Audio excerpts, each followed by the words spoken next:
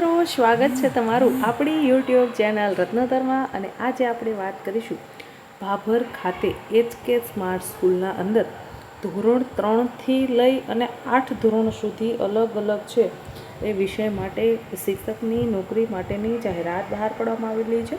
તો ચાલો મેળવી લઈએ તેના વિશે વિગતવાર માહિતી. તે પહેલાં મિત્રો, હું આપને વિનંતી કરીશ, જો હજી સુધી તમે આપણી આ રત્નોતર યુટ્યુબ ચેનલને સબસ્ક્રાઈબ નથી કરી તો રાહ શેની જુઓ છો મિત્રો? ફટાફટથી ચેનલને સબસ્ક્રાઈબ કરી લેશો, જેથી કરી અને જ્યારે પણ આપણે સરકારી નોકરી, પ્રાઇવેટ નોકરી અથવા તો ગુજરાત સરકાર દ્વારા આયોજિત વિવિધ જિલ્લાઓની ભરતી મેળાની જાહેરાતની માહિતીનો વિડીયો અપલોડ કરીએ તો સૌ પ્રથમ તમને તેની નોટિફિકેશન મળી રહે. હવે મિત્રો, આના વિશે છે આપણે વિગતવાર ચર્ચા કરીશું. તે પહેલાં મિત્રો, હું આપને વિનંતી કરીશ કે આપણો યુટ્યુબ પરિવાર અત્યારે 3200 બની ગયો છે. પણ હું એક આપણા પાસે રિક્વેસ્ટ રાખું છું કે ભાઈ, આ મહિને છે એ આપણો 5000 યુટ્યુબર છે એનો પરિવાર બની જાય તો તમે છે એ ફટાફટથી ચેનલને સબસ્ક્રાઈબ કરી લેશો, બરાબર છે. હવે આજે વાત કરીશું આપણે ટીચર સ્ટાફ માટેની રિક્વાયરમેન્ટ ખાલી છે, જેના અંદર ગુજરાતી અને ઇંગ્લિશ મીડિયમ તથા ઓફિસ સ્ટાફ માટે પણ ક્લાર્ક અને સોશિયલ મીડિયા મેનેજરની પોસ્ટ માટેની જગ્યા ખાલી છે. હવે વાત કરીએ મિત્રો કે ધોરણ 3થી 5માં ગુજરાતી, હિન્દી અને અંગ્રેજી વિષય માટે ટીચરની જગ્યા ખાલી છે.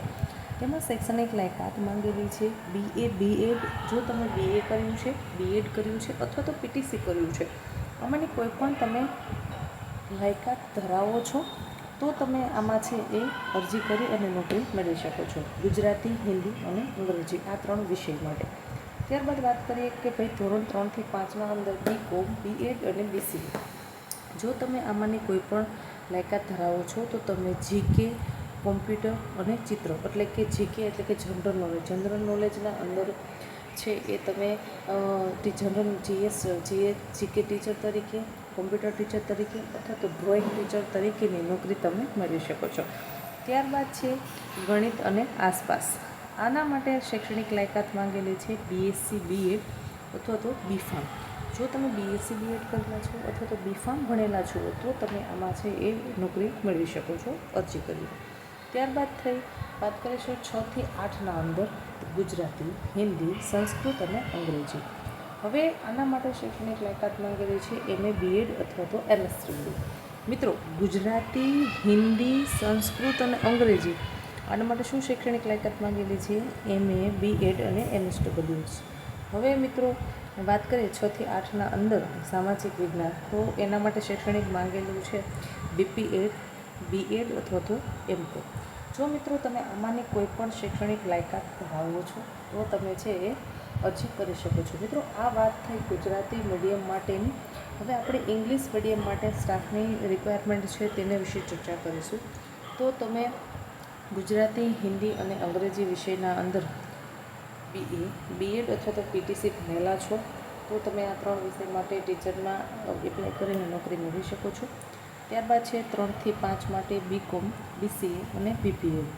જો તમે BCom કર્યું છે, BCA કર્યું છે, BPEd કર્યું છે, આમાંની કોઈ પણ શૈક્ષણિક લાયકાત ધરાવો છો તો તમે નોકરી મેળવી શકો છો કોમ્પ્યુટર અને સ્પોર્ટ ટીચર તરીકે, એટલે કોમ્પ્યુટર ટીચર અથવા તો સ્પોર્ટ ટીચર.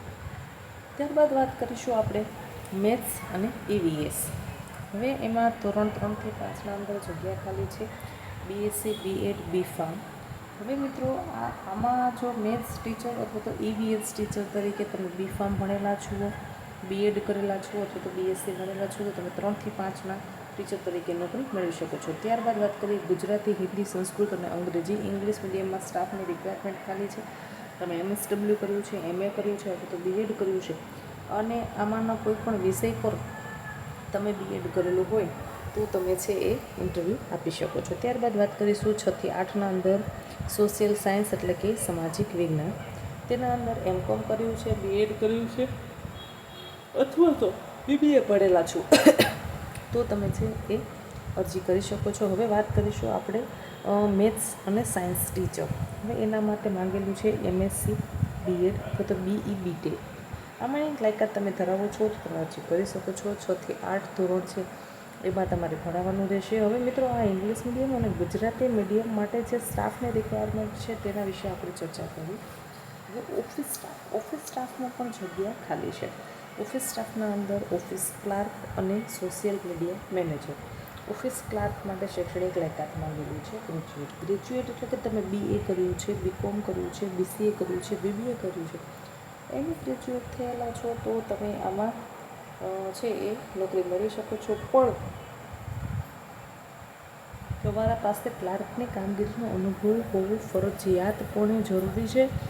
અનુભવ હશે તો જ તમને આમાં છે એ જોબ આપવામાં આવશે. જ્યારે સોશિયલ મીડિયા મેનેજર તેના માટે પણ ફરજિયાત અનુભવ માંગેલું છે, તેમાં પણ ગ્રેજ્યુએટ માંગેલું છે. હવે ગ્રેજ્યુએટના અંદર આપણને કોઈ સ્પષ્ટતા સાથે ડિગ્રી જણાવવામાં આવેલું નથી, પણ જે મિત્રોએ BA કર્યું હોય, BCom કર્યું હોય, BBA કર્યું હોય, PTC કર્યું છે, BSW કર્યું છે, BRS કર્યું છે, તો BSc કરવું હોય, એની ગ્રેજ્યુએટ તમે થયેલા છો તો ફટાફટથી મિત્રો અરજી કરી દેશો. અરજી કરી અને તમે નોકરી મેળવી શકો છો. હવે મિત્રો, તમે ઉપરોક્ત લાયકાત ધરાવતા ઉમેદવારોએ પોતાનું નામ, સરનામું, લાયકાત, તમે કયા પોસ્ટ પર છે એ નોકરીનો અનુભવ ધરાવો છો, અનુભવનું પ્રમાણપત્ર, એક તમારો ફોટો, અને જે નંબર આપેલા છે ભરતભાઈ સુથારના, તેમના નંબર પર તમારે આ બધી જ વસ્તુ વોટ્સએપ કરવાની છે. એટલે નંબર નોંધી લેશો 9909677117. હજી એક વખત નંબર બોલી જાઉં છું 9909677117. આ મિત્રો નંબર છે, એના પર તમે વોટ્સએપ કરી શકો છો. બરાબર છે, તમારું રિઝ્યુમ મોકલી શકો છો. મિત્રો, હું આપણે વિનંતી કરીશ, જો હજી સુધી તમે રિઝ્યુમ નથી બનાવેલું તો ફટાફટથી તમારું રિઝ્યુમ બનાવી લેશો. અને આ બધી જે છે શૈક્ષણિક લાયકાતનું બધા જ ડેટા એમાં ફિલઅપ કરી દેજો. અને પછી તમને ત્યાંથી છે સંસ્થા તરફથી છે એ સંપર્ક કરવામાં આવશે. મિત્રો, તે પહેલાં હું આપને વિનંતી કરું છું, જો તમને આપણા વિડીયો ગમતા હોય તો વિડીયોને લાઇક કરો, શેર કરો. અને મિત્રો, આપણી આ ચેનલ છે તેના પર આપણે કોઈ વધારેના કે તમને બિનઉપયોગી વિડીયો આપણે અપલોડ કરતા જ નથી. માત્ર ને માત્ર આપને ઉપયોગી થાય એવા જ વિડીયો અપલોડ કરીએ છીએ. તો આ વિડીયોને વધુને વધુ લોકો સુધી શેર કરો, કે જેથી કરીને કોઈ જરૂરિયાતમંદ વ્યક્તિ સુધી આપણો આ વિડીયો પહોંચે, તો તેને કંઈક નોકરી મળે, કંઈ રોજગારી મળે, તો એના પરિવાર છે એમાં કંઈક ખુશહાલી આવે. એટલે આશા રાખું છું કે તમને આ માહિતી પસંદ આવતી હશે. અને હા મિત્રો, નીચે ડિસ્ક્રિપ્શનમાં આપણા વોટ્સએપ ચેનલ જે છે એની લિંક પિન કરું છું. જે લોકો વોટ્સએપ ચેનલમાં જોડાવાના બાકી હોય તે ફટાફટથી એ ચેનલમાં જોડાઈ જજો. જેમાં છે અમુક વખત સમયના અભાવના કારણે જો વિડીયો ન બની શકે તો તેના અંદર આપણે જે નોકરી માટેની કંઈ નોટિફિકેશન અથવા તો કોઈ અગત્યની જાહેરાત આવી હોય તો તે એમાં રાખતા હોઈએ છીએ. ટૂંક સમયના અંદર અત્યારે છે તલાટીના ફોર્મ ભરાવાના શરૂ થઈ ગયા છે, અને બીજી પણ ઘણી બધી સરકારી નોકરી છે તેની જાહેરાતો આવશે. એટલે જે લોકો સ્પર્ધાત્મક પરીક્ષાની તૈયારી કરે છે એ લોકો છે પોતાની તૈયારી છે કન્ટિન્યુ રાખજો. કેમકે એ ભવિષ્યના અંદર છે એ સારા ચાન્સીસ છે એ ગવર્મેન્ટમાં પણ નોકરીના છે રિક્વાયરમેન્ટ પણ આવશે. અને કદાચ જો કેન્દ્ર સરકારે તો 8 પગાર પંચ લાગુ પાડી દીધું છે, ગુજરાત સરકાર પણ લાગુ પાડશે, તો ખૂબ સારા પગાર ધોરણોની સાથેની આપણને નોકરી છે એ મળી જશે.